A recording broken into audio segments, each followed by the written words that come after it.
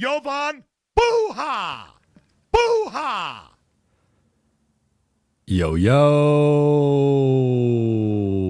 I'm Jovan Buha, NBA reporter for Buha's Block, and welcome to another post-game reaction show.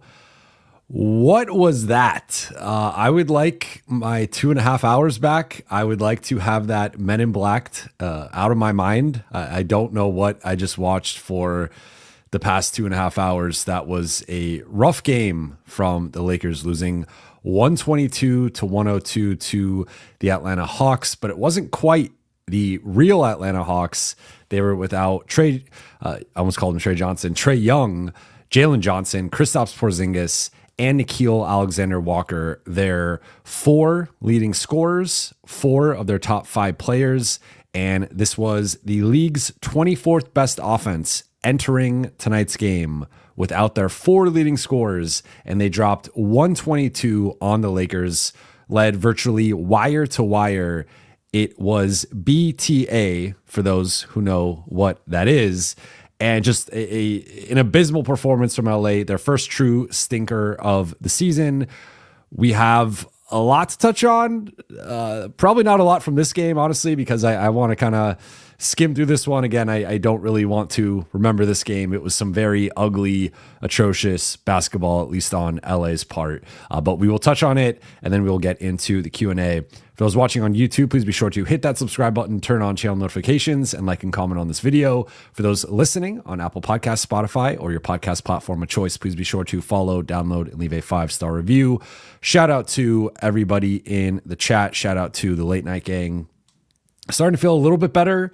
Might have just had a setback with the past 2.5 hours, but getting my voice back and feeling a little bit better. So that's at least like one point of optimism from today. But let's get into the game. So my overarching thought from this game is this to me was more than a trap game. And I say that because I think the popular, like I already saw it on Lakers Twitter before this game. This is a trap game. This is a classic trap game. First game of a road trip. LA's on a 5-game win streak. Also worth noting, 5-game win streak is snapped. LA drops to 7-3. They fall from number 2 in the West to number 4 in the West. They are now behind Oklahoma City, San Antonio, Denver, and then they are at number 4. But I think this was more than just a trap game. Like, certainly there were trap elements to this, with Atlanta being shorthanded. It is worth noting, of course, that the Lakers remain shorthanded. No LeBron, no Austin, no Gabe Vincent, though Maxi Kleber came back. But in all seriousness, like, I think this was more than just a trap game, because I feel like that lets the Lakers off of the hook with the effort and energy and lack of connectivity that they displayed tonight. And I just don't believe in absolving them of what we just saw, right? So I think, like, to me, a trap game is more of you get into like a close game with a bad team or a team you should beat, a shorthanded team, and then you end up losing like a close game where it sort of snuck up on you that maybe even like you were up for most of the game, but it was close, and then they steal one. Losing wire to wire by 20 plus points for basically the entire second half and being down double digits for most of this game, I think that's more than just a trap game, right? And certainly, like, LA was affected not having LeBron, not having Austin. I think Austin in particular, they really missed his pace tonight, which I will touch on a little bit later. But I think there are some real lessons that LA can take away from this loss. The first one being, like, this is a group that is going to be at an athleticism disadvantage against most teams in the NBA. Like, that was one thing that really stood out from tonight's game, even with Atlanta not having some of their 2 best players at a minimum, but 4 of their top 5 overall. They still were more athletic than the Lakers, and they still had an athleticism advantage. And you saw it with some of the back cuts they had, some of the drives they had, the way that they were able to get the Lakers in the blender. Like, they just had athleticism and speed advantages at most positions tonight. And that is maybe like an partly an Atlanta specific thing with this matchup, but I do think in general, the Lakers are one of the 5 to 10 least athletic teams in the league, and they need to win in spite of that. And as we saw for the first 9 games of the season, they were playing their asses off in terms of energy and effort and being locked in. And like, what you could criticize different things. You could criticize guys missing shots or decision making or processing or JJ's rotations. You could criticize an assortment of things, but you could not really criticize the Lakers' energy and how locked in they were to start this season.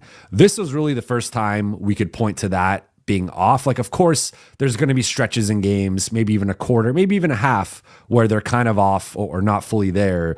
This was bad in the first half. It got even worse in the third quarter to the point where the game was, it went from like, they had a little run to start the third and they got it to within 12. And then all of a sudden Atlanta just ran them out of the arena. So I think the biggest lesson that the Lakers have to take from this is they do not have the requisite athleticism and margin for error to not give their all, especially on the defensive end. And even when they have not been a good defense. They're the 18th ranked defense going into tonight. That'll obviously drop off of tonight's performance, but like they need to play with a certain level of focus and connectivity that they just did not have tonight. So I think tonight is a reminder, and if I'm JJ, like that's one of the things I'm preaching from this game is like, look guys, when we're locked in, we're not the best defense, but we can be just good enough that our offense carries us, and we're 7-2. We've played the 5th toughest schedule up to this point, and like this is the proof of concept of what we can be. But this is also the proof of concept of what they can be if they're not locked in, right? So I think that's one of the things that like JJ has to hammer home is like this is a floor game for the Lakers, and it was a bit lower than we thought, but like this is how poorly they can play on a given night if they're not careful. And certainly like the part where I will accept the trap part is like, yes, Atlanta shot above their weight with some of these guys making threes that they're, below average shooters having career nights against LA. I will accept that. LA shooters missing open shots. Rui had several mid-range jumpers that he typically hits that were short. Luka had some shots that were short. Jake LaRavia, like this was the first game Rui shot under 50% this season. So that in and of itself kind of shows you like LA was just a bit off tonight. So I do want to like acknowledge that and give them a little bit of grace with that part of it, but they did not come with they did not come correct with the energy and the effort and the focus. And that has to be like the most important thing with this group is they went off of skill and they went off of being smarter and out thinking and like they went off skill and basketball IQ. They do not win off of their physical advantages for the most part. Like there are certain teams where they can exploit that, but they're often at a physical disadvantage. And this showed like when they are not in sync and locked in and in a certain rhythm, they just get ran off the floor by a group that's like largely G League level guys. Like I second and third string guys on the Hawks. Like yes, Okongwu, Risa Shea, Daniels, those are starter / rotation guys for the Hawks, but the Hawks were without their best players. And like, this was a game the Lakers should have won even without Austin by 15 to 20 points, in my opinion. So I think that there needs to be like some lessons from this game, in my opinion. This is not a game you just flush and chalk up to, it was a trap game, we didn't take them seriously. Like, I think this went a little bit deeper than that, and it showed some of the flaws with this group that can be corrected, and we've seen them correct earlier in the season. It's just like a reminder that, hey, you guys are not good enough defensively to just mail it in. Like, you do not have that high of a defensive floor. Your defensive floor is pretty low, actually, as we saw tonight. So I think just communication on cuts and drives and three-point rotations, like that stuff was all subpar tonight. But I think there are some real things LA should take from this game.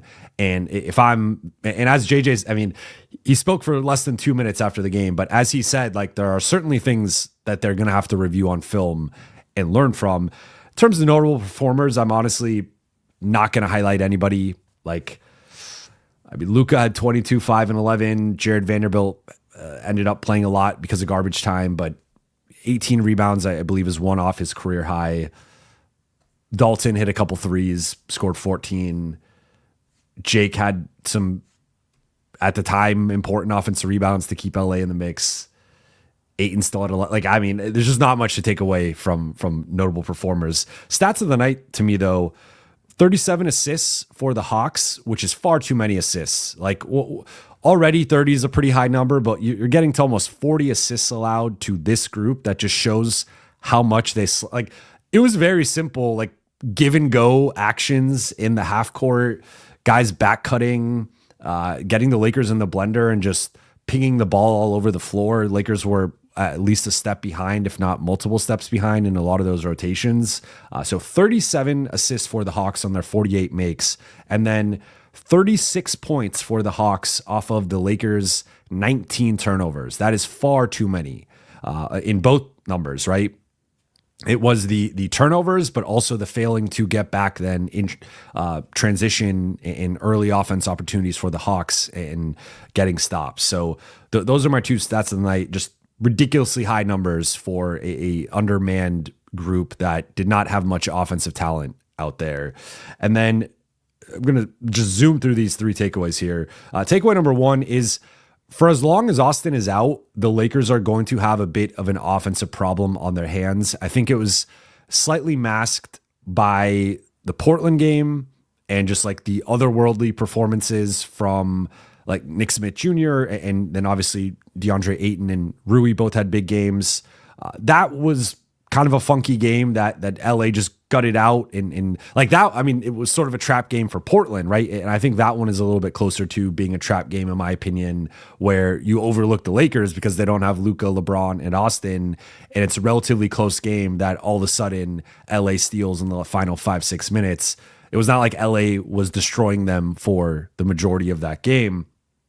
But LA's got to figure out the non-Austin offense, or the non-Luka offense when Austin is out, because right now, some of the lineups, JJ went to, it was Nick Smith and Dalton and Vando and Jackson and Marcus Smart. And I don't know how that group is supposed to score against a serious defense. And this Hawks team, obviously, I believe they're also below average defensively. I could be wrong on that. I don't know their defensive rating off the top of my head. I thought they said that on the broadcast. I could have misheard that.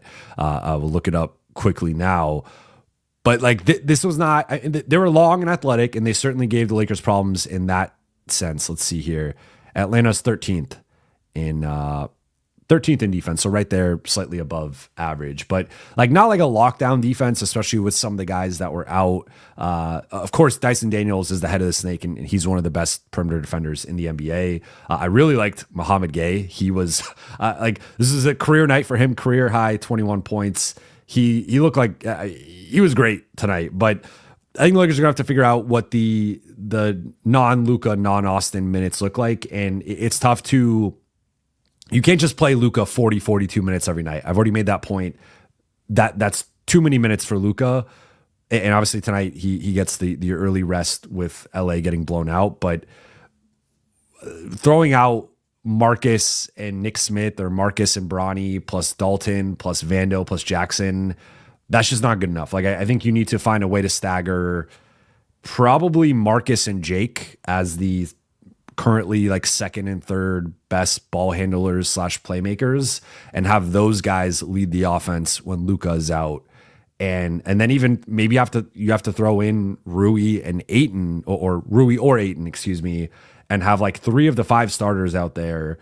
And then you're playing a little bit more of Luka and the bench, Luka and the Banshees, because I think right now they just don't have enough offensive firepower, offensive talent coming off of the bench with the current group that's available.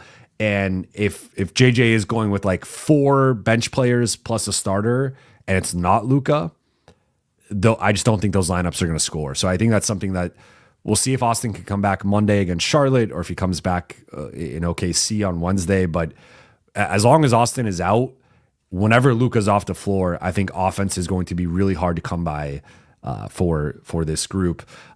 Takeaway number 2 is setting the wrong tone for the trip. I'm a big believer in setting the right tone for a road trip. In that first game, even if you don't win it, you want to set a certain tone for the trip, and Lakers are on a 5-game road trip, and now like the best they could do is 4-1. And that is like very optimistic with a game in OKC on Wednesday and then a tough back-to-back to close things out in Milwaukee on, I believe, Saturday. So like realistically, I think the best they'll probably do on this trip now is 3-2, and 2-3 is even in play. I would still probably bet on 3-2, but they got to turn things around quickly Monday in Charlotte. And again, if Austin can return, then I think they should win that game. If he doesn't, like, does any of this linger, right? Like they should have a certain level of focus and just like vengeance on their mind in terms of just, palate cleansing this game and flushing it and moving forward. But again, I think the non-Luka minutes currently are going to be problematic offensively, and I think that's something that they have to be mindful of. But certainly a clunker and a disappointing game to start a long road trip. And then takeaway number 3, Austin's absence plus an injury update. So JJ spoke pregame, and he said that Austin is dealing with low pain right now, which is a positive. And he had an MRI. That's why they moved it to a strain, a groin strain, and that the imaging showed that it's not expected to be serious. He's not expected to miss much longer, but he was non-committal to when Austin will return. The one thing he said was that Austin is expected to return at some point on this trip. It was not the greatest endorsement in terms of Austin returning on Monday. So it felt like, at least based on the way JJ was responding to the question and framing it, Austin could potentially miss Monday as well. And then maybe he comes back against OKC on Wednesday. But I guess promising update in the sense that it's not expected to keep him out beyond this trip, and that at some point on this trip, he should be back. But I thought, in addition to like the non-Luka minutes and what that has looked like with Austin out there versus without Austin out there, I think the biggest thing that we saw from the Lakers tonight was just a lack of pace and just getting into their sets slower, early offense opportunities, transition opportunities. That is an area where Austin excels, even in comparison to a guy like Luka or a guy like LeBron. Luka and LeBron are far more deliberate than Austin, and both guys, if you look at like their teams throughout the years, have tended to be a bit slower because those guys, they're half-court masters, they're half-court practitioners. They're also pretty good in transition, especially LeBron as a finisher or a playmaker.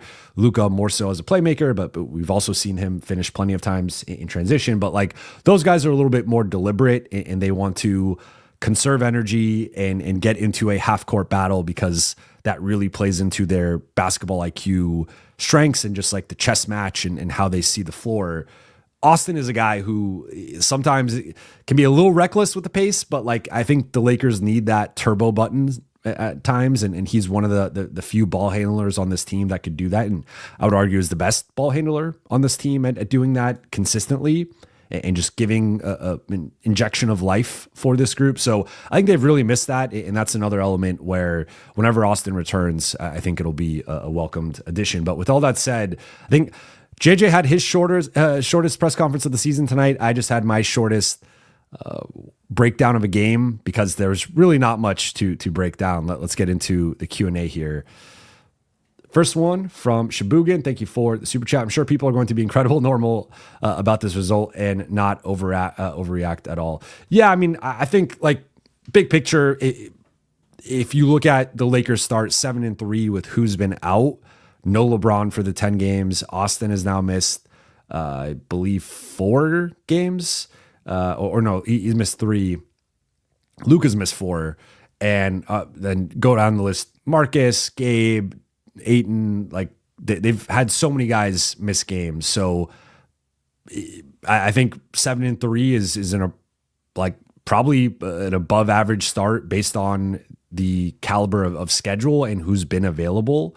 And I don't want to forget the Minnesota win or the Portland win or the San Antonio win. Like I think this game actually makes the San Antonio game look even more impressive with like they had basically the same squad against San Antonio, and that was a much better team than Atlanta, and a team that was on its own win streak and had been number 2 in the West going into that matchup. So, like I think that aged the San Antonio win a little better based on how like tonight went. But yeah, no reason to overreact, but I think the proper reaction, at least in my opinion, is to, I don't think that like, I'm never really a believer in just like, oh, flush this one. Don't, like, you can always learn something from a game. And I think the takeaway from this game was like how locked in LA needs to be to the game plan, to their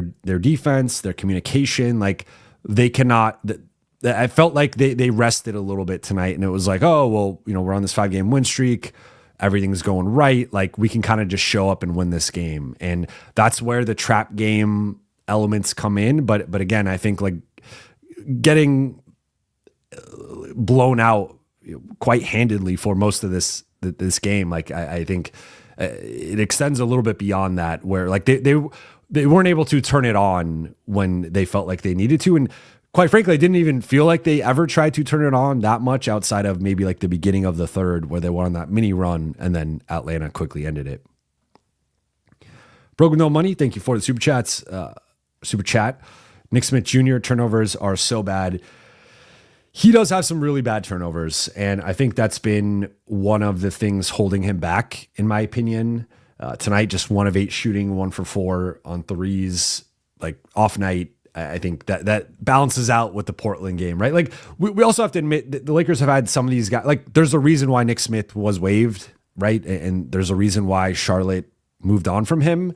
And we've seen some of those warts throughout the start of the season, but we've also seen the potential as we saw in that Portland game. And I would even note the Minnesota game, and he's progressively looked more comfortable overall. But there are certainly some limitations to, like, to me, he's more of a combo guard or like small shooting guard than actual point guard. I don't think we've seen the ball handling, playmaking, decision making that you would like to see from an actual point guard.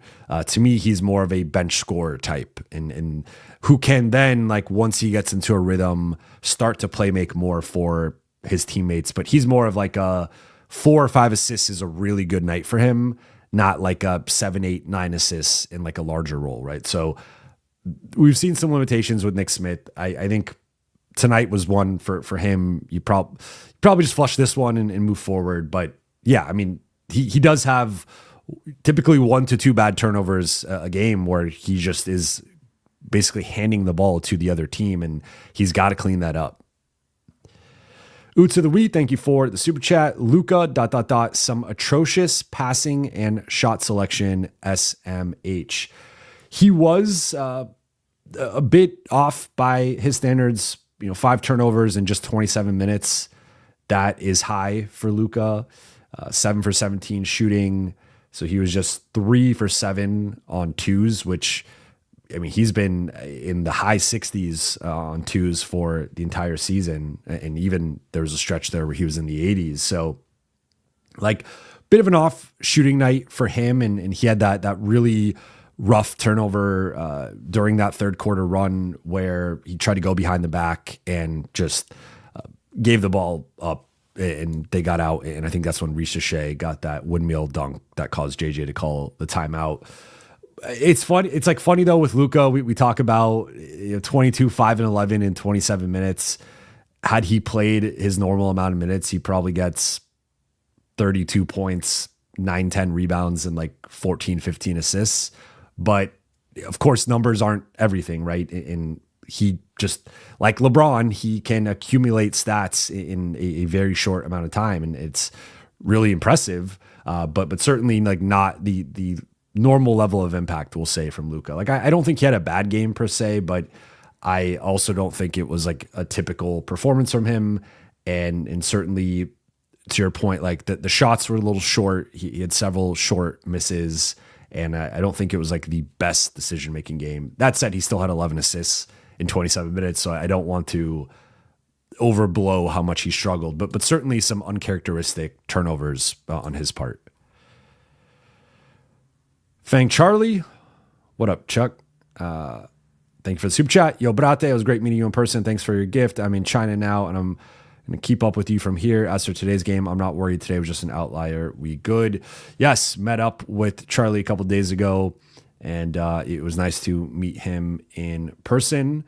And I'm as far as today's game, I would not be like to the earlier point about overreacting. There's nothing to overreact to. I think it's just a proper reminder of like the way that the Lakers need to play on a nightly basis, and they didn't play that way tonight. But I do not think this is something that's going to linger or be reflected in the rest of the road trip. Oots of the Wee, thank you for the super chat. Size, strength, and athleticism. LA absolutely needs LJ. Yes, I'm glad you made that point, because this was really a game where it felt like the Lakers missed LeBron in particular. Like I mentioned, the non-Luka minutes, LeBron would have helped in that regard. It would have helped with the ball handling, the scoring, the playmaking, all that. But then to your point, like the size, strength, athleticism, LeBron is arguably the best athlete on the team. Like I would probably say it's a do Theoro, and it's not really fair to compare a 20-year-old to a 40-year-old who's about to be 41. But the fact that like you could even potentially argue that just speaks volumes of how freakish LeBron is. But probably give it to a do, and then after a do, I think it's LeBron, right? And then there's a bit of a drop off into whoever, like, is it Rui number 3? Is it Bronny number 3? Like there's a drop off to whoever you want to now put as like the third most athletic player. I mean, Jackson is in the mix as well, though like he's got the size and the athleticism. He doesn't quite have the strength where guys like Rui or Bronny have more strength for like their size or like for their position. So yeah, I mean, LeBron is at worst the second best athlete on this team, and really that's driven by like peak LeBron, of course, is at a different level than even Adu. But yeah, I mean, they really have missed that, and I think tonight was one of those nights where it was really reflected. My mom says to compensate for a terrible loss, I'll gift 5 memberships, but we need to get more likes, over 200 viewing. Let's get those likes up, and my mom will gift some memberships. Shout out to Mama Buha, the GOAT, in the chat. A-Dub, I'm glad JJ pulled the starters early. If you're not going to play with max effort, get off the floor. It's not worth half-assing it and getting injured.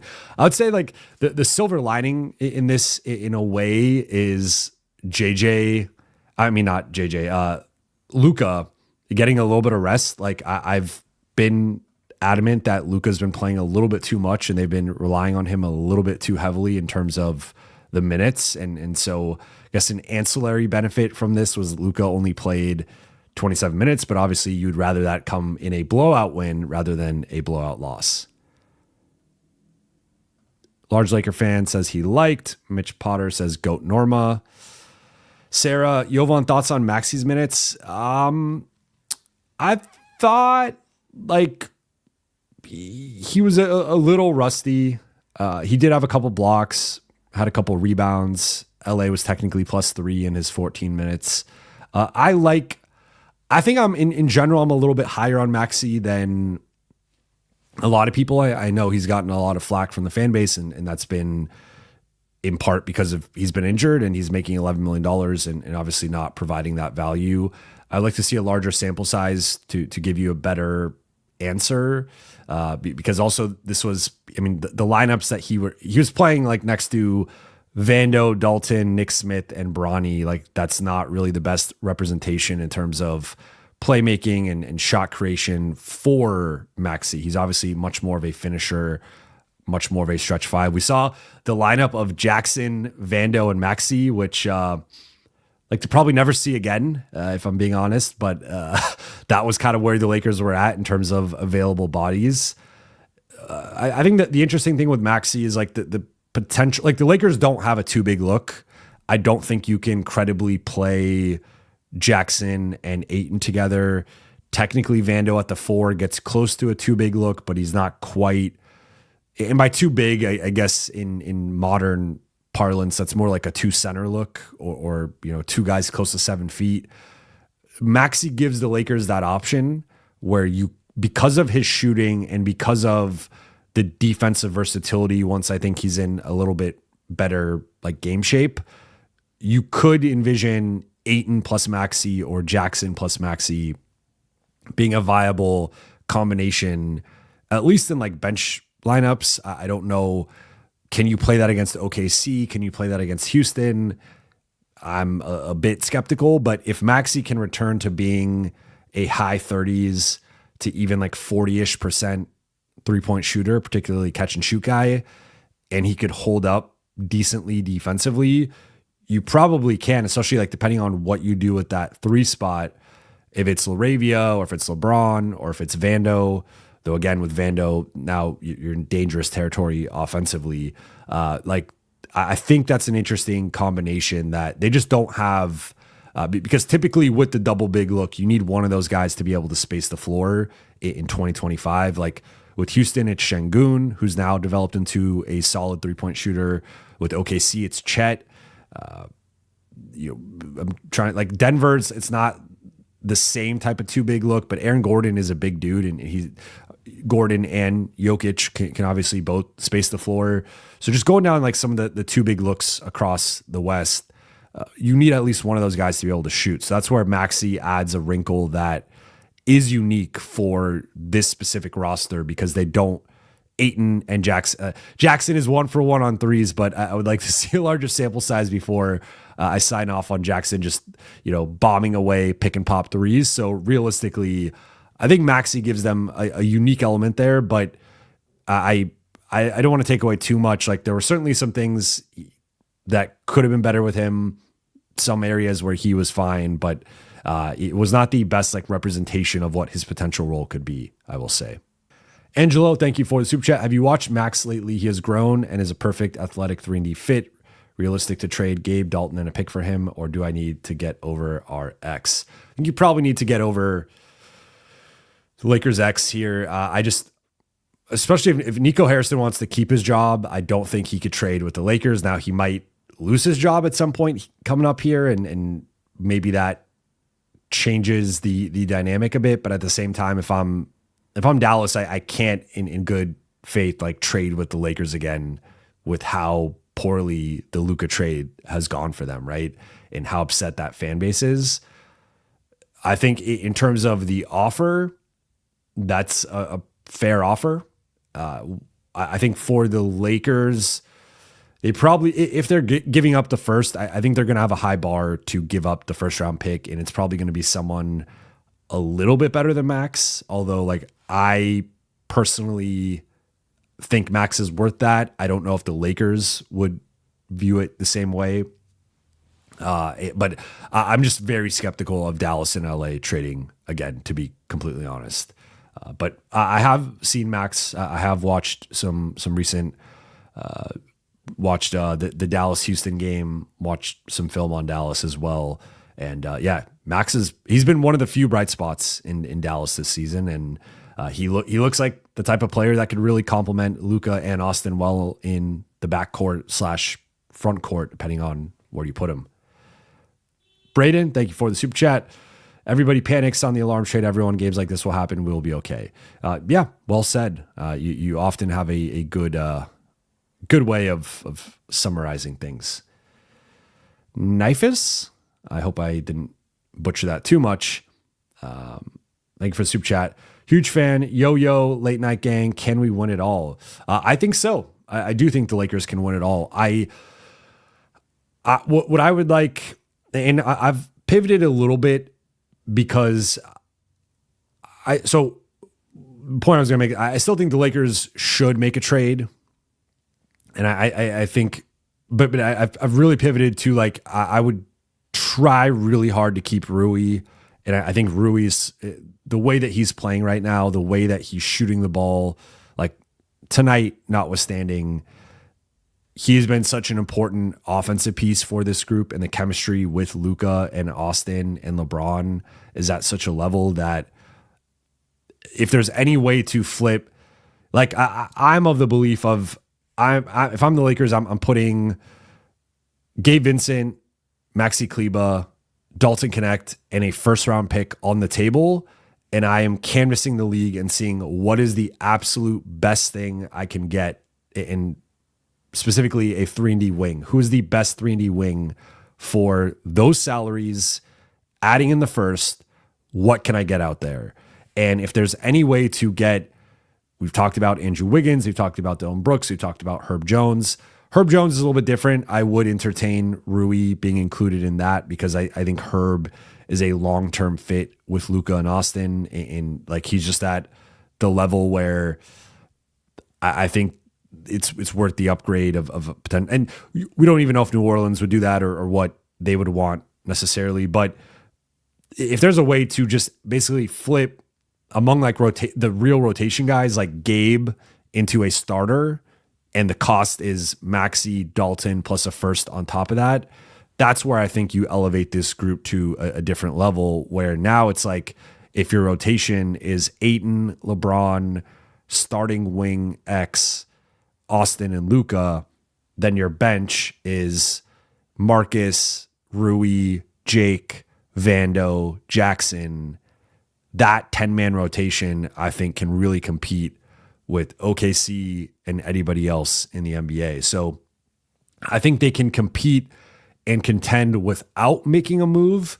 I think the key for me in making a move is like, I do think it gives them a higher defensive floor and probably a higher defensive ceiling of, if you flip, let's just say in this hypothetical, Gabe for Wiggins or Brooks, if you're just taking that player out or taking Gabe out and slotting that player in, and let's just say it's Wiggins. If you're starting Wiggins and you still have Rui and Marcus and Jake coming off the bench and like that's the top 8, that's a really, really good top 8. I trust that top 8. I think all 8 of those guys, obviously the performance will fluctuate, but I think in a playoff 7-game series, like those guys will find a way to contribute positively, at least on one side of the ball, if not potentially both. And it's when you're looking at a rotation where like Rui is clearly your worst defender in the rotation, that's a pretty good defensive rotation. But like if that's the guy that can, like Rui and Austin maybe are the 2 guys getting picked on, like that's a pretty good defensive rotation because you could throw Luka. Like there are guys that could be targeted a little bit, but I think it just kind of changes how I view them in that hierarchy. Now, if they stand pat, I still think they have a real shot, but it's going to have to be like their offense is at such a high level, because I still, everything we've seen from this group up to this point, like they still project at an average-ish defense at best. Like the defense has still largely been underwhelming, and it's largely like, what's interesting is their crunch time defense has actually been one of the best in the NBA. They are undefeated in crunch time this season, 5-0, and they have a top 5 crunch time defense. So like, I guess their ceiling in terms of defense is like they can ramp it up for stretches when they need to, and that's why they've been able to close out some of those games and win so many crunch time games. But over the course of a 48-minute game, this is not a good defense. And I do think swapping Gabe for a bigger, more athletic, better defensive wing is like a swing piece that can vault this group to a different level. So I think as constructed, they are a contender, but there's a bigger hole in them right now that I would like them to address. And if they can address that hole, I think then they're like, every team's going to have a weakness. Every team's going to have a hole. And this team, it's probably just going to be the defensive end. But if you can at least like try to shore it up a little bit more, then I think they're right there with OKC, Denver, Cleveland, New York, whoever else you want to put in that mix. So yeah, I do believe they can. I really like basketball. Thank you for the super chat. And that's a great name. Haven't felt this level of quit since the 22 Expendables Lakers. Bronny Smith, Nick Smith Jr., Smart, Vando lineup, players sold, but what were some of these shifts? I think, again, to my earlier point, I think they got to mix up the rotation a little bit here, and you can't have these minutes where it's the Banshees plus Smart or the Banshees plus like Laravia. Like, I don't think that's good enough. I think you need both of those guys out there. Like you need to do, I think they need to do a better job of game planning the non-Luka minutes. And if Austin comes back Monday in Charlotte, that is the easy fix there, where you have Luka and Austin together, and then you stagger Luka and Austin, and you have the bench led units with Luka, the bench led units with Austin, and then obviously, closing games and halves with those two together. But for now, I think that the balance was a little bit off. And I would even go as so far as to say, like, I think Jackson should be more tied to Luka. I've made this point before, but because Luka and Jackson have such a good connection, I think for the second unit groupings, like, you tie Luka and Jackson together. And then I think for the other bench group, it's probably got to be a base of like Marcus, Jake, and DeAndre. So you have the interior safety valve for the offense. You have the ball handling and playmaking from Marcus and Jake, which they're more secondary guys, but for the current group, they have to be primary guys. But I think that's like the way to structure that. Then you can maybe throw a Vando in, or like Vando and Dalton, right? Like I kind of like that lineup in theory. DeAndre, Vando, Jake, Dalton, Marcus. That lineup makes a little bit more sense to me. You have a couple of safety valve options in Dalton and DeAndre, where like Dalton they cheat off of him. Like, you could swing the ball. He can hit a three or attack a closeout. With DeAndre, obviously middle of the floor, pick and pops, short roll, finishing or playmaking. And then Vando's obviously the primary defender out there alongside Smart. That's a group that I think makes a little bit more sense. But to your point, going so heavy in the end of roster, like two-way guy bucket, I don't like. They have played fairly well by their like relative standards, but Nick Smith, like the Portland game is looking more like an outlier, right? And we kind of figured that he's not going to drop 25 every night, but like even like him getting into a certain rhythm or like getting high percentage looks has seemed to be more of an outlier occurrence here in terms of, I don't know if you can expect that every night from Nick Smith. I don't know if you can expect that every night from Bronny.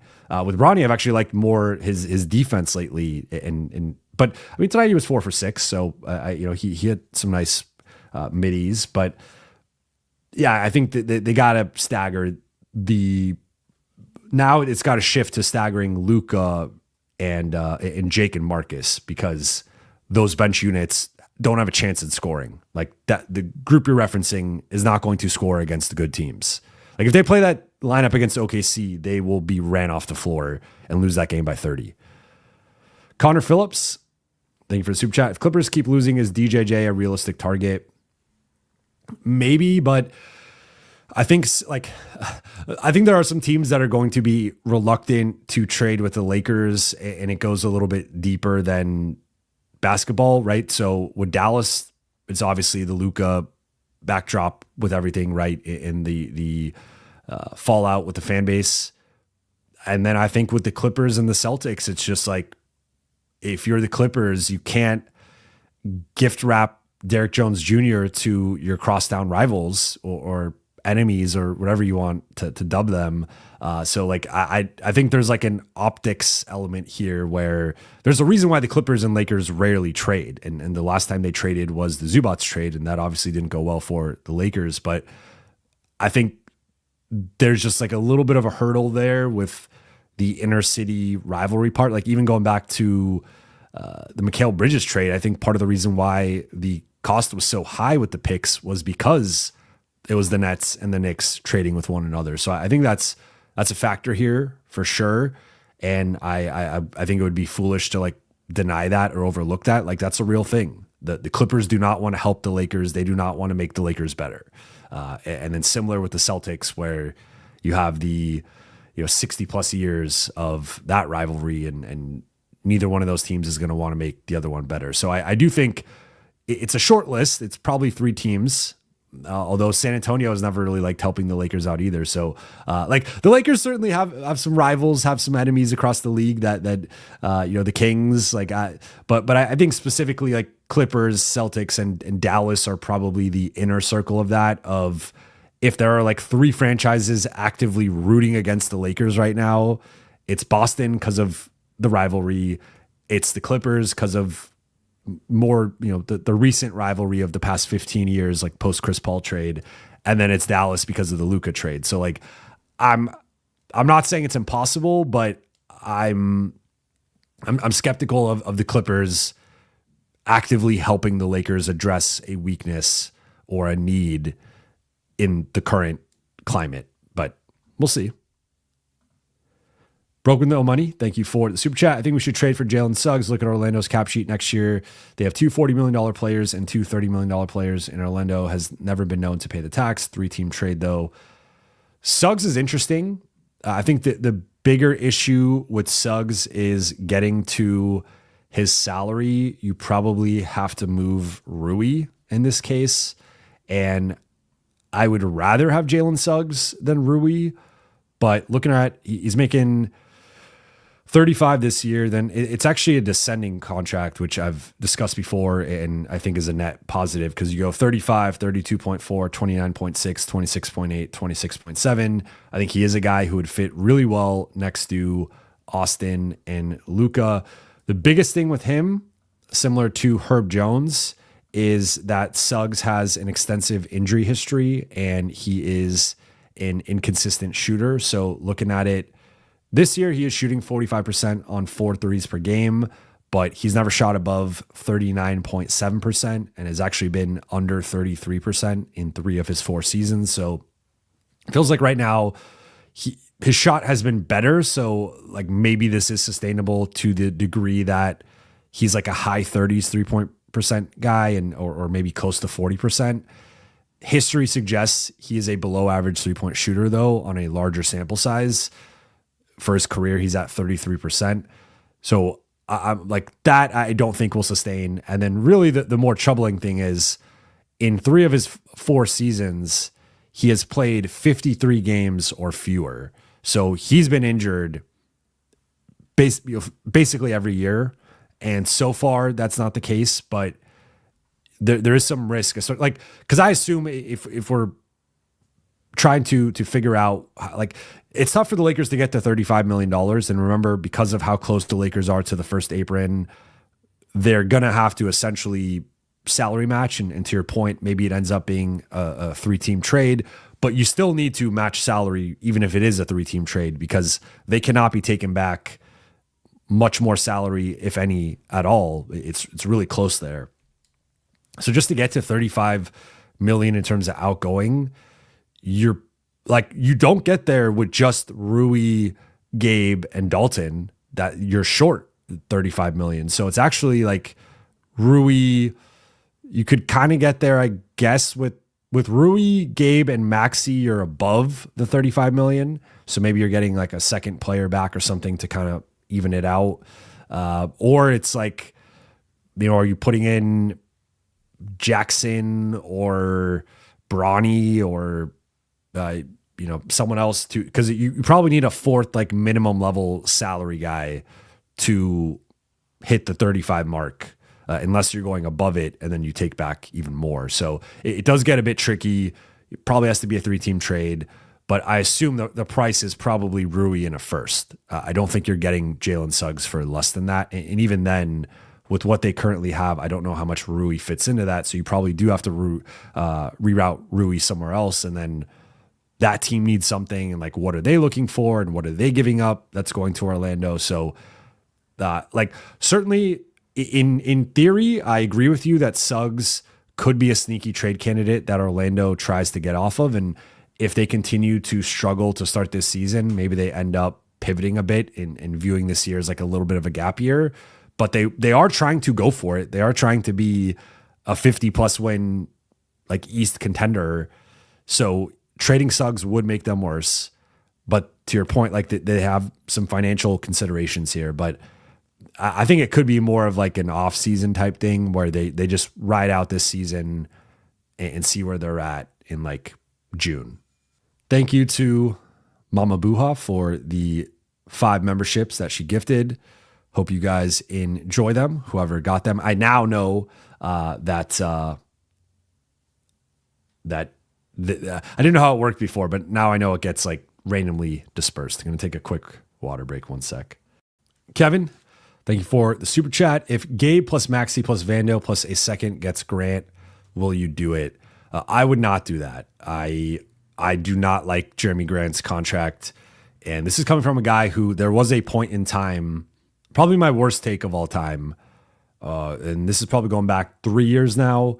I was on board with trading 2 firsts for Jeremy Grant at one point, and I felt he was a bit undervalued. And I also felt that the Lakers window was closing, and that I'm a believer generally in going for it, and you only get so many cracks at a championship. So why not go for it? One of my worst takes of all time. That would have been a giant mistake to trade 2 firsts for Jeremy Grant. So it was smart that the Lakers did not do that. I will own that take. However, that shows you like how far he has fallen. I know he's had a good start to the season, but dude has 2 more years at 30 plus million. He is not a 30 plus $1 million player. If Jeremy Grant was a free agent, he's probably getting around the mid-level. So he's probably making over double his actual worth right now.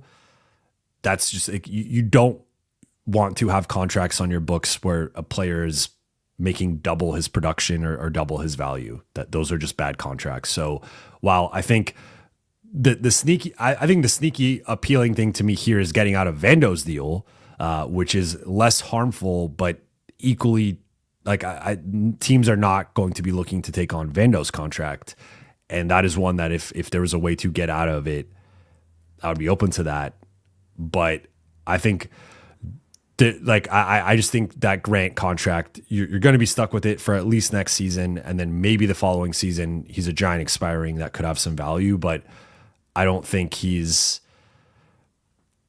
quite what I would want personally. But it is an interesting trade. Like I'm not outright saying no, because you're keeping Dalton in the first, so you do have some flexibility down the road to make a different move. But yeah, I just think that's such a bad contract. Like beyond if it was an expiring contract, totally different conversation, or maybe even 1 more year, different conversation. The fact that he has 2 more years left, it's just that's a bad contract. Drip Show, yes, I did receive the canvases, and I have been meaning I needed to reach out to you. Just got them yesterday, and yeah, yesterday was a crazy day. I was doing TV and doing multiple shows, and yeah, been kind of out of it this week. But I appreciate it, and I will be plugging those on IG, and really appreciate the canvases. Very thoughtful, and thank you. I appreciate you. Shout out to Drip Show. Everybody check out his work. Broke with no money. Thank you for the super chat. How rich do you think a Keon Ellis trade would be? He seems out of the rotation. Also with Kessler out for a full season, I think we should trade for him or sign his offer sheet since he's restricted. I don't think they're going to trade Kessler. I think they would have traded Kessler already if they were going to trade him. The point I made with Kessler a couple streams ago was that you could view it a couple of ways. Like, I think this actually increases the odds he stays in Utah, and Utah just gets a better deal on him because now there's a little bit more risk in potentially signing him if you're a suitor. This probably affects his free agency value a little bit. Like, a guy missing a full season with shoulder surgery is not a positive for your free agency value. And I don't even think it's a neutral. Like, I think I made the point before, like if he's a 25, let's just say he's like a $25 million player, and that might be low, but let's just say maybe he's 22 now, maybe he's 20, maybe he's 18. Like, I do think it probably lowers his value a little bit, at least in terms of like the starting salary. And then with that though, I think that also increases the likelihood that Utah just keeps him at that number, right? Because I think maybe at 25, it's a real conversation of like, is this our center of the future? Do we want to keep this guy, or do we just let him go somewhere else? If it's 18, now it's like, okay, well, that's much more palatable. And a lot of like most starters are making 20 plus. So like it's almost a bargain at that point. And then I think Utah either signs him to that, or if he signs the offer sheet, they just match that. So in a way, I kind of think this breaks positively for Utah. It sucks for Kessler, both in terms of like he loses a year of development. He was having a really good start to the season. And I think it knocks down his value, not by much, but like if it is a $5 million difference, $7 million difference starting out over the course of a multi-year deal, that could be $25, $30 million that he's potentially losing out on, which is a decent chunk.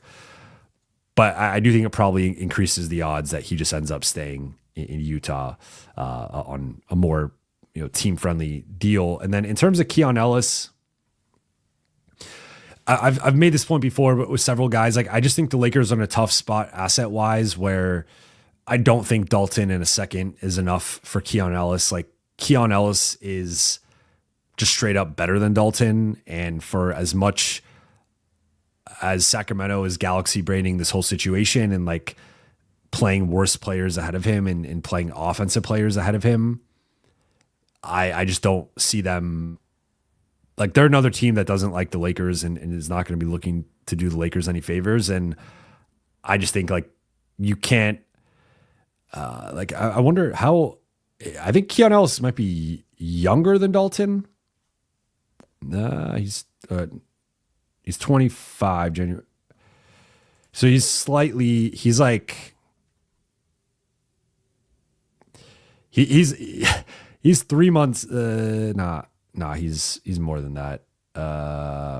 Okay, so he's a little over a year older than Dalton, but he's already played he's in his fourth season. Dalton's in his second. Like, Keon Ellis has the higher ceiling. He's the better player currently, and I think he has the higher ceiling. And I don't think a Lakers projected late second round pick, because that's the other thing is like second round picks have different values, and the Lakers second round pick is going to be projected 50 to 59, 50 to 60.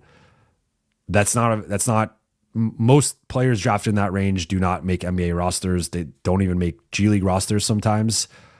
So you're basically trading Dalton for Keon straight up. And that's where it just, if I'm Sacramento, I'm like, why am I doing that? So, but then I think a first is probably, I actually think it's fair, but I think that would be too much for the Lakers, and they would want to, again, I think aim higher for, if they're giving up a first, I think it's got to be more of like a Herb Jones type. That's like a long-term clear fit, maybe a Jalen Suggs type, like a clear starter for the foreseeable future that can fit for years next to Austin, next to Luka. I don't think Keon Ellis is quite at that level.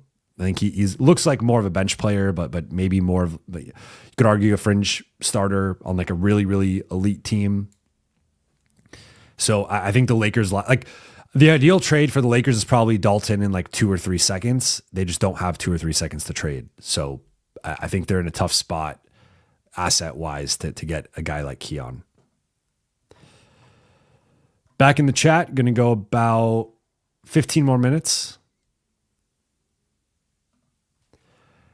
Adam, Habib, Jovan, did you watch Denver yesterday? Man, it's tough to see Cam on that team. They definitely got better. I did not see the game. I did catch Spurs Rockets, and then I went to go do TV. But I mean, Denver has looked really good. And one note that I had a couple days ago was that they are, I don't know where they're at right now. I mean, I could just look this up. Let's see. They are still fourth. Yeah. So they are first in offense and fourth in defense. Denver, even better than OKC in terms of overall where they rank in like the average ranking in both offense and defense. OKC is first in defense and they're sixth in offense. So Denver has been a top 4 team on both sides of the ball. And that's where, like, despite basically having the same record as the Lakers, they've had a more impressive start just by, like, they've been blowing everybody out. I think one stat I saw was they have led 230 of the 240 minutes at home up to this point in the season, which is just a ridiculous number. Like, they've basically been blowing people out left and right. So I think they've looked just as good as I kind of thought they were going to look to start the season. And certainly I don't think they're quite on OKC's level yet. I think they could get there eventually, but I mean, they're really, really good. Bisky TV, where are they now? Who says the Lakers don't need LeBron? I'm sure some people will still say that. I would not be surprised. Kevin, thank you for the super chat. Grant is playing better now than 2 years ago. No way a player averaging 20 points per game on 40% from three, playing good defense as an MLE player. DFS is not on his level. Well, I do not expect Grant to keep up the current level of production. Like if we're looking at it in a vacuum, sure. But like, for example, he's shooting a career high, or not career high, second highest total of his career from 2-point percentage. Last year, he shot 38% on twos. This year, he's shooting 57%. I think he could be better and more in line with like his like high 40s to low 50s% from two, but I don't think he's going to be shooting 50% on twos for the full season, shooting 42% on threes, which is a career high. He's typically been somewhere in the mid 30s to high 30s. So I think that will go down a little bit. And then in terms of field goal percentage, 50% is the second highest of his career. He's typically mid to high 40s. So look, if Jeremy Grant keeps this up for the full season, I will change my tune.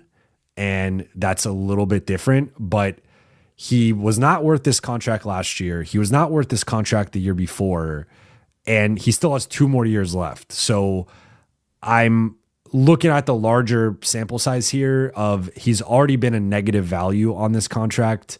He is playing really well to start the season. I think he's punching a bit above his weight, and there's going to be some regression. There's a stretch where Luka was shooting 90% on twos. Luka was not going to continue shooting 90% on twos, and we're seeing even a night like tonight, a 3-for-7 performance is going to knock down his 2-point percentage. That's coming with Jeremy Grant. I get your. What I like about what you're saying here, though, is like I think there are always guys who are on contracts that like maybe aren't the best, and those are like the diamonds in the rough that you can find that are again, if Jeremy Grant, if we're having this, if you ask me this in 2 months and Jeremy Grant is still putting up the same numbers or similar numbers, then I think that's a little bit of a different conversation. At the same time, you have to be confident that he is going to, that the next 2 years are going to be more like this year than they were the past 2 years, because the past 2 years he has not been a $30 million player. And he's a guy who puts up numbers, but like does not really contribute to winning. And I think that's been earlier in his career. He was a guy who contributed to winning, but he wanted to go be a star and he wanted to go get paid and he wanted to go average 20. And he did that, but it has amounted to very little in his career in terms of actual on-court results and winning. And now he's been relegated to a bench role and he's playing well off of the bench. That's the craziest thing is he's doing this all in 29 minutes a game. He's averaging the fourth most points of his career and most since 2 years ago. I like Jeremy Grant in theory. I also don't think the defense is quite where it used to be and quite at the level. Like I think there's a real gap between him and say like Wiggins or him and Brooks or Jones or Suggs. Like I think those guys are all much better defenders. Kitrez, hi Jovan, who would you like for Rui? I'm honestly of the mind of keeping Rui. I think I think ideally, as I said earlier, you flip Gabe, Maxey, Dalton, and a first or some combination of those 4 assets, into a starter, the 5th starter, and then you have Rui, Marcus, and Jake off the bench. I think if you can construct the roster to have those 3 guys as bench players, you have a really deep roster. I think, frankly, all 3 of them are better and more suited to be high-level bench players. And then you go and find that 5th guy with those assets. But I think the bar to trade Rui, in my opinion, it would have to be someone like Herb Jones, who's like a younger player or similar aged or younger, good contract, and is a clear upgrade, likely on the defensive end, and fits with Austin and Luka longer term. And that's where, like, Herb Jones is a plug and play option next to Austin and Luka, whereas Rui, even now, I think him as the starting four, you need a certain center and a certain wing. And I don't think the Lakers have that current roster construction. So I view Rui more as a bench piece longer term with this group. That's something I disagree with Jason Timpf on. He's talked about him as like the starting four moving forward. I don't see that currently, but I do think he's a really valuable piece, and I would not give him up for just anything. I think it has to be a really high level starter.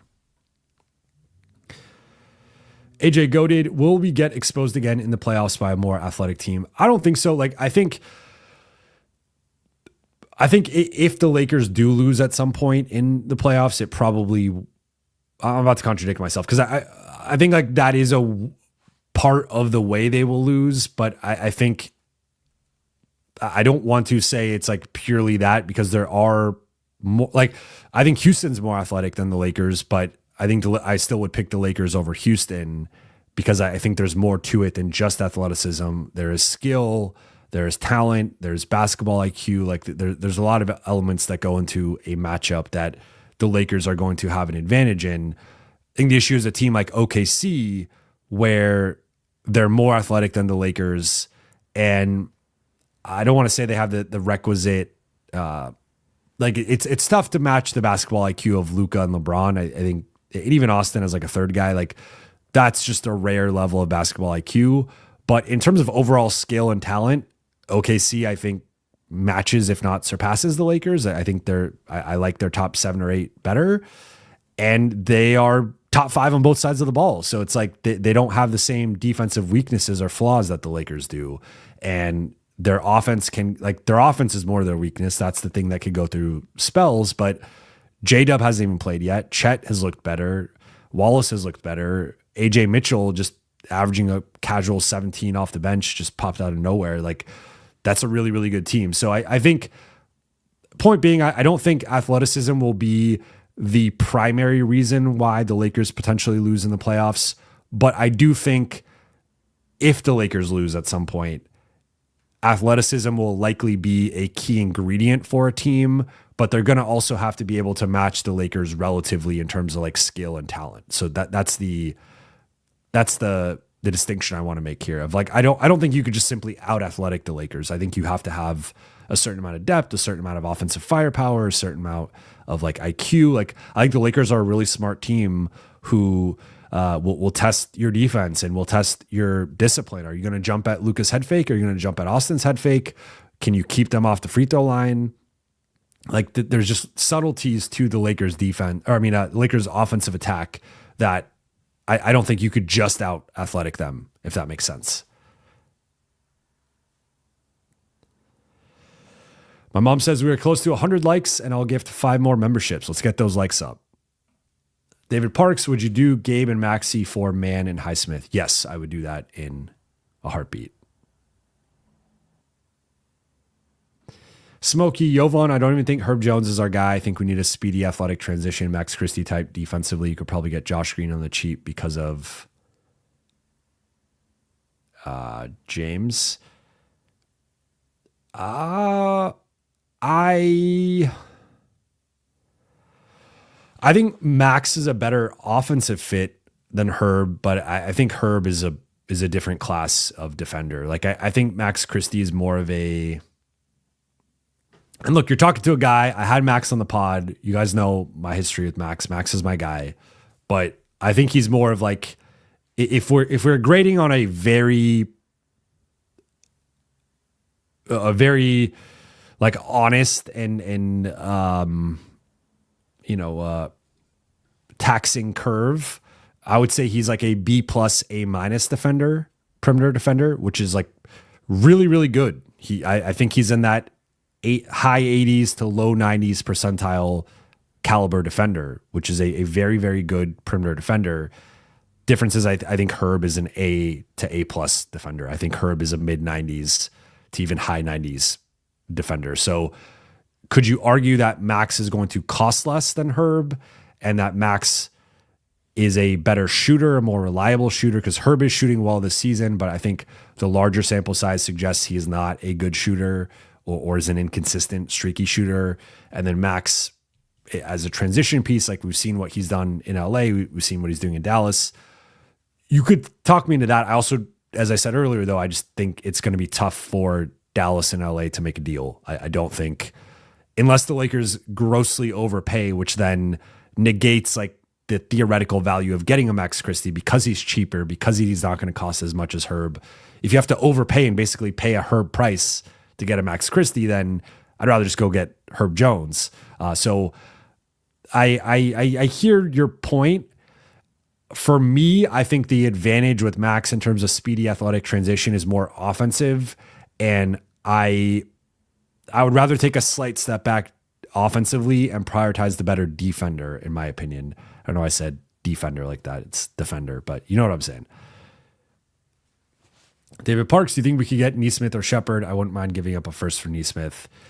I continue to say I don't think Indiana is going to sell off their key pieces. Maybe Shepherd is a guy that shakes loose and is available, but my understanding of their situation is they are viewing this as a gap year and they don't like to tank and they want to run it back when Halliburton gets back next season and have Halliburton and Nembhard and Nesmith and Siakam and Toppin and Mathurin and like they got to figure out the center spot now that Miles Turner's gone. But if you trade Nesmith, you are effectively punting on like the build that got you to the finals. So I think I get why if we're looking at this year in a vacuum, like it could make some sense of just like punt on the season and pivot, but he was their starting small forward on a finals team. I don't, unless they are like dramatically pivoting away from that group, which there's no indication currently that they are.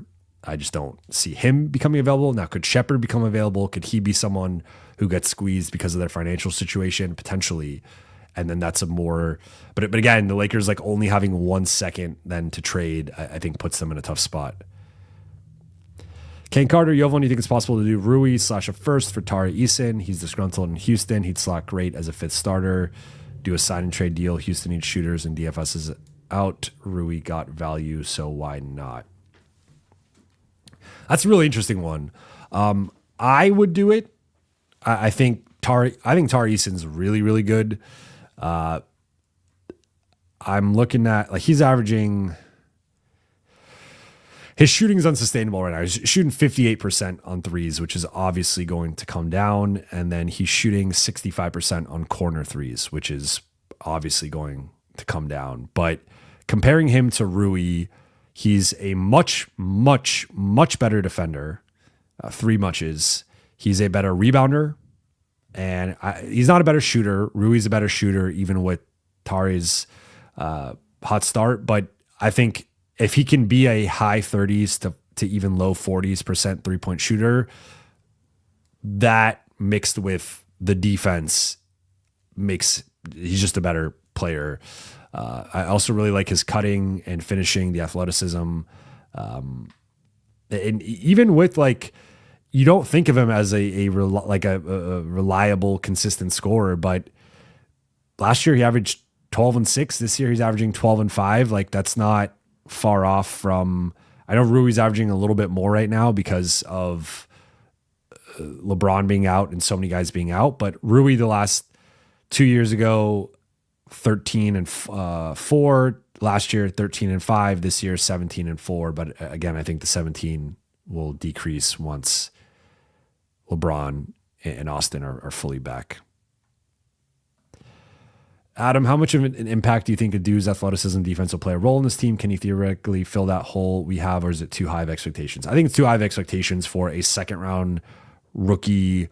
I would say just in a vacuum, expecting that from a second round rookie to be like, if we are, and I'm doing it, but I know not everyone is there yet. If we are calling the Lakers championship contenders, if we are saying the Lakers are Western Conference contenders, asking a second round rookie with some real, like, forget the health stuff for a second, like some real offensive questions with his game, right? Like he's a really, really good finisher and has a really, really good floater, but the jump shot is inconsistent to basically non-existent, not quite Vando level, but closer to he's closer to Vando than he is to like Laravia or Rui in terms of the offensive shot, in like just mid-range and 3-point shot. Real questions there. So just asking that of a second round pick, I think is in their rookie year, I think that's a very tall ask. Then you factor in this guy had knee surgery in March and has been in and out of availability over the past 8 months, including not playing in summer league, not participating in training camp or the preseason in a meaningful way. I mean, not participating in preseason at all, and then not being available to start the season. I don't think that guy is magically going to be thrown into like a 25-minute a night role or even a 15-minute a night role. Now, I think with how shorthanded the Lakers have been, was if he were available in either of the Portland games, he probably plays 12, 15, 18 minutes, right? Like they needed Nick Smith, they needed Bronny, they needed Dalton. Okay, I think he's probably going to be in the mix with those guys on that level. But when this group is at full strength, Dalton, Bronny, and Nick Smith do not project as guys. Like, remember, Dalton was a DNP CD to start the season. I think that's more in line with what we will see when this group is at full strength. So I don't think Adu can fill that hole right now. Now, is there a world in which he does it? Sure. I'm not going to say it's impossible, but to ask a 20-year-old second round rookie to be like the defensive stopper on a championship level team coming off of major knee surgery that's kept him out for the better part of 8 months, I think that's just unrealistic. So I know people have very high expectations for Adu. I think if we're talking next year or the year after, I share high expectations for his potential, particularly with the athleticism and defense. I just think asking that from a 20-year-old is a little unrealistic, and little is carrying a lot there. I think it's actually very unrealistic. Like, I think he will get a shot because the Lakers have been so banged up that he will have moments where he plays, but on a night-to-night basis, he has to beat out Vando basically. And I just think Vando, you know what you're getting, good and bad with Vando. And I think it's a high bar to clear. Keon Park just gifted 10 memberships. My mom just gifted another. So that's 20 memberships gifted so far. Thank you guys so much. I really appreciate it. Means a lot. Broke with no money. Thank you for the super chat. Jalen Suggs or Grant with Suggs' injury history and Grant contract. Who fits better and makes Lakers a championship team? I think Jalen Suggs is the better player, straight up. And I would rather trade for Jalen Suggs. Also has a better contract situation because it's descending and actually descends into the mid-20s, which is absurd. So he's locked up. He's younger. The injury stuff is real, but I think Suggs is better. All right. I've already gone about 5 minutes over, so I'm going to wrap here unless there's any final questions. Looks like Sean got a membership. Thank you to my mom. Let me know if you guys got gifted a membership. Would love to hear from you. Thomas, would you trade Connect for Goodwin? I think it would be good for the Lakers. Need another point of attack guy, and he's already comfortable in JJ's system. I would aim higher in general, but if the Lakers exhaust their options and the asking price for, because one thing we do have to acknowledge, right, is trades are never in a vacuum, right? And there is a price can be set by the market, and all it takes is one team to overpay for a guy that then raises the asking prices. And go back to last season, a lot of the asking prices were just like astronomical in a bad way, right? Like people were asking for ridiculous things for certain guys. So if the Lakers exhaust, like to me, Jordan Goodwin is more of probably a plan D for as much as I like him. I think like you have your plan A, which is probably the Herb Jones, Jalen Suggs, elite young defender who can fit long-term with Luka and Austin. I think Plan B is more of the Wiggins, Dylan Brooks type, which is more of a temporary stopgap, but like a real improvement, a player who does raise your floor and ceiling. Then there's probably the next tier, which is like maybe the Keon Ellis or someone else of that ilk in that, Plan C tier. And then I would say Jordan Goodwin, Max Christie. I'd probably put Plan A. Plan B, and then Plan C would again then be like maybe Keon Ellis, and then Plan D for me is like a Jordan Goodwin. But in a vacuum, yes, I think Jordan Goodwin is a better player, and I would rather have Jordan Goodwin than Dalton. I think he helps the Lakers this year. Now at full strength, it gets a little crowded in the backcourt because you're going to have Luka and Austin for a certain amount of minutes. Then you're also going to have Marcus, and though I think Goodwin should be able to theoretically push Gabe, we know that JJ loves Gabe, and Gabe's going to play a certain amount with like when this group is healthy or just not even healthy when he's available. So I do wonder like how much Goodwin ends up playing, but if it is just like a straight up, who would you rather have? I do believe Goodwin is clearly a better player than Dalton and would help this team. And even just having the option there of like, if someone gets into foul trouble, someone suffers an injury, I trust Goodwin to step in and play a larger role than I do Dalton. Connor, what do you want to see the most from our next game? It would be great if Austin returned. I think that would almost certainly lock in a win. I think Charlotte, I was actually more nervous between the two starting games of this trip. I was more nervous for the Charlotte game because Charlotte is an offense that can be explosive with LaMelo and Miles Bridges. And I mean, they're always dealing with something. So let's see who played in their last game. There was no LaMelo, and there was no Brandon Miller is also out. But Colin Knupple's been playing really well. He just had 30 points, 8 boards, 5 threes in his last game. Bridges, Kalkbrenner, Trey Mann's been playing well.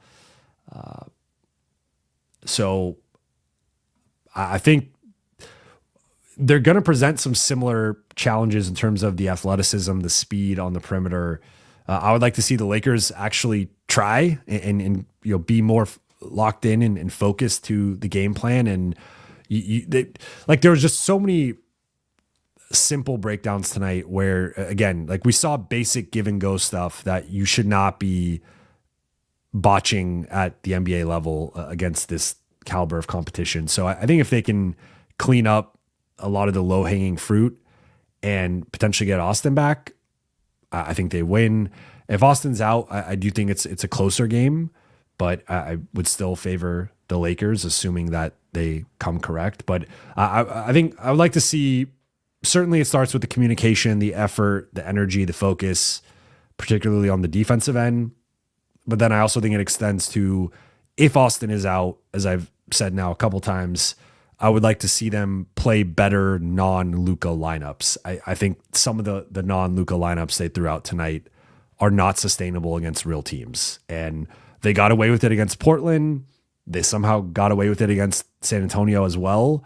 But I do think tonight was a bit of a wake-up call in terms of like, I think they need to make some rotation adjustments in terms of how they are building the non-Luka lineups.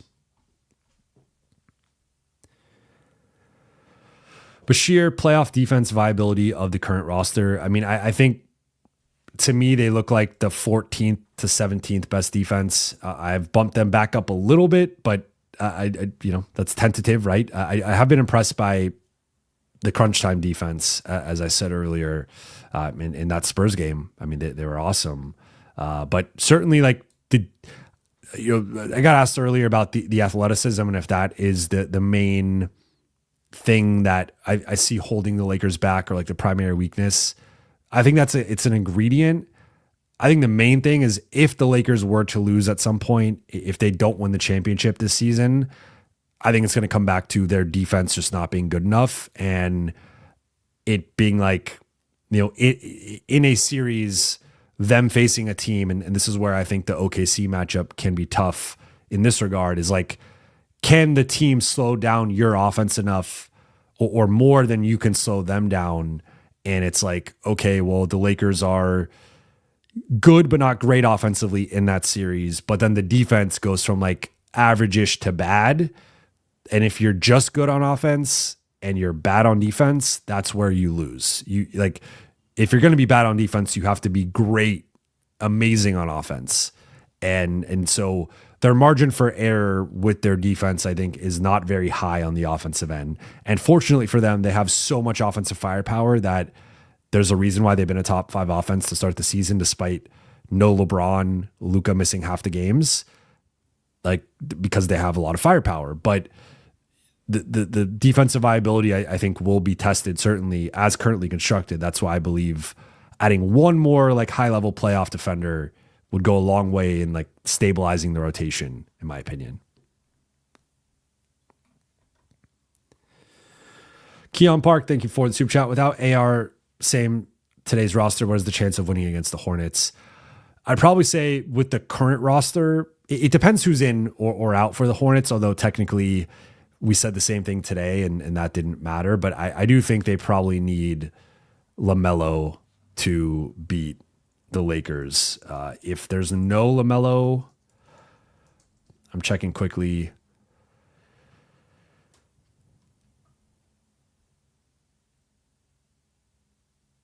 Knowing the Lakers, he'll be back for that matchup. If LaMelo plays, I would say like 55-45 Lakers. If LaMelo doesn't play, I would say 65-35 Lakers. In terms of like percentage breakdown of who's the favorite, I would say there's slight favorites with LaMelo. No LaMelo, it's probably even 65 might be low. I might say like 70-30.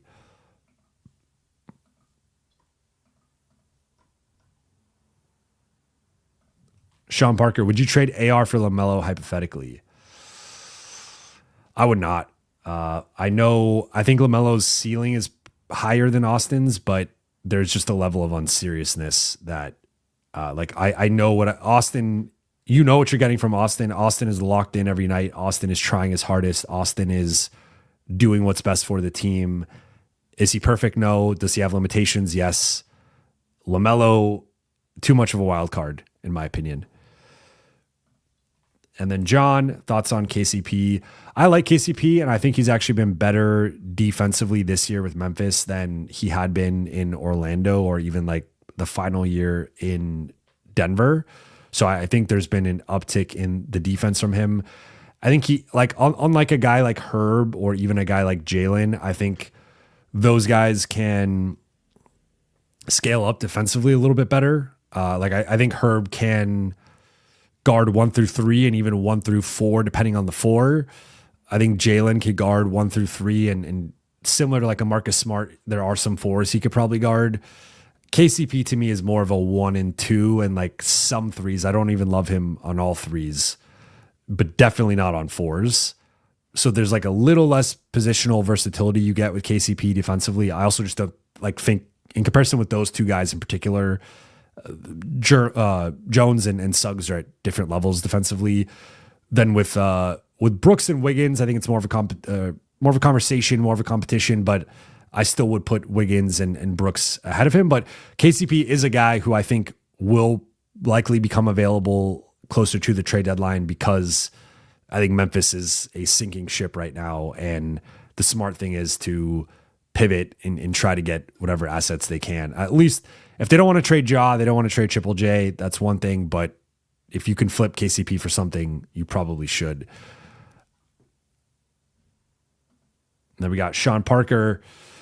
How do you feel about JJ's press conference? I'm surprised it took JJ this long to have that type of press conference, but I think that's a positive, right? Because there's not been much to, again, I said it at the top, I led with like, you cannot really question the Lakers' energy and effort and focus to start the season. They've been locked in basically every game. So JJ did not have any real reasons to like storm out of a press conference. Certainly not opening that against Golden State and not the Portland game where they had basically like 6 players. So this was the first time it happened, and I get it. John, thoughts on Clay on the trade block, Clay a Laker, I think it makes sense. And it was, I think everyone in Dallas should be on the trade block with the exception of Cooper Flagg and Derek Lively. And honestly, I would keep Max Christie, but we'll see how they view that. In terms of Clay as a Laker, I was, for those who have been following me for a while, I was not that high on Clay going back to the 2024 offseason when there was a possibility LA would get him. I just think people are overlooking how bad he's been defensively for like three or 4 years at this point. He's really slipped defensively and is like, I would say post 2022 title with Golden State has just not been the same level of defender. So he's kind of a stretch. He's like a stretch 3.5 or almost stretch 4. And then, the shot, I know the shot has not been like what it normally is, but I'm not going to doubt, in my opinion, the second best shooter of all time. This year, he's shooting just 26% on threes. That will stabilize. Clay started his career first 8 years, 40+% or better every season.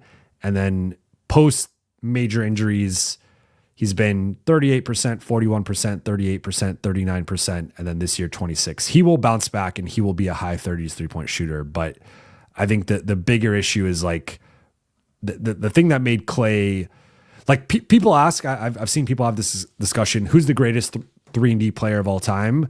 We don't think of Clay in that way because he did like transcend that distinction.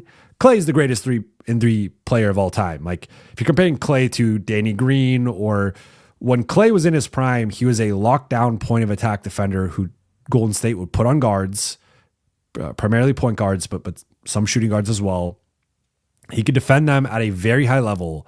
And then he's one of the best shooters of all time, for my money, the second best. And like that combination was just incredibly lethal and incredibly valuable next to Steph Curry. He was the ultimate Steph Curry insurance in terms of the defensive end. He is no longer that type of defender, no longer close to being that type of defender. And so point being, could he help the Lakers as being an elite shooter, a guy who could help the offense get to an even higher level? Yes. Does he have the ties with his dad, of course, being Michael Thompson and being a member of the Showtime Lakers, but also being the team's radio color commentator? Yes. That part of it would be cool. He grew up a Lakers fan, grew up a big Kobe fan, is in OC in the summer all the time. Yes, like all those things are cool. But ideally, if you're trading for Clay, you like the money is one thing just to kind of figure that out, but you'd want him to be like a closing option who could lock down people, and that's just no longer who he is. So I'm not really on the side of trading for Clay. But with all that said, I'm going to wrap here. I appreciate you all for tuning in, rocking with me for a little over an hour and a half. I'll be back on Monday. We'll potentially be going live during the day. Probably will go live during the day. And then, of course, Lakers Hornets is Monday evening. But appreciate you all. Shout out to the chat. Shout out to the Late Night Gang. Thank you so much for watching and listening. For those watching on YouTube, please be sure to hit that subscribe button, turn on channel notifications, and like and comment on this video. For those listening on Apple Podcasts, Spotify, or your podcast platform of choice, please be sure to follow, download, and leave a 5-star review. I'll be back on Monday. I will talk to you all then. Shout out to the Late Night Gang. Hope you all have a great rest of your evening/day, wherever you are.